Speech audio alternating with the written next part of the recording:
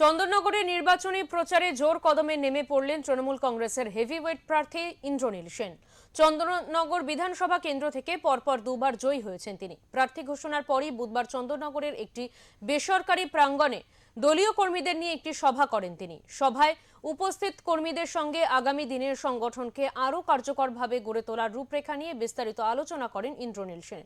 সেই সভা থেকে আনুষ্ঠানিকভাবে নিজের বিধানসভা নির্বাচনী প্রচারের সূচনা করেন তিনি। এদিন তিনি নিজের জয়ের ব্যাপারে যথেষ্ট আত্মবিশ্বাসী ছিলেন। তিনি বলেন, মুখ্যমন্ত্রী মমতা বন্দ্যোপাধ্যায়ের নেতৃত্বে রাজ্যে যে উন্নয়নের ধারা অব্যাহত রয়েছে এবং চন্দননগরবাসীর জন্য যে উন্নয়নমূলক কাজ হয়েছে তার ভিত্তিতেই মানুষ আবারও তৃণমূলকে সমর্থন করবেন।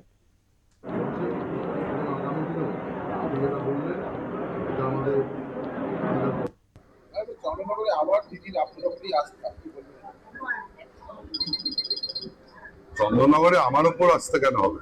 চন্দননগরের মানুষের উপর আস্থা আমাদের নেত্রী মমতা বন্দ্যোপাধ্যায় এবং নেতা অভিষেক বন্দ্যোপাধ্যায়। এখানে আমার বদলে যেই দাঁড়ায় বা যেই দাঁড়াতো, ওনাদের ছবি থাকলেই যথেষ্ট। ওনার চন্দননগরের মাটি, চন্দননগরের মানুষের উপরই ওনার আস্থা রয়েছে।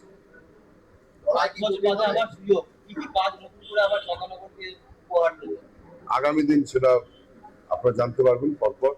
দেখুন, যা কাজ হয়েছে সেই কাজগুলোই পোস্ট ইন্ডিপেন্ডেন্স কোনো রাজনৈতিক দল করতে পারেনি, যেটা মমতা বন্দ্যোপাধ্যায় করেছেন 2011 পর থেকে।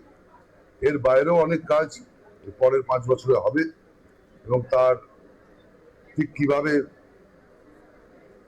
হবে, কি হবে, তার বিশদ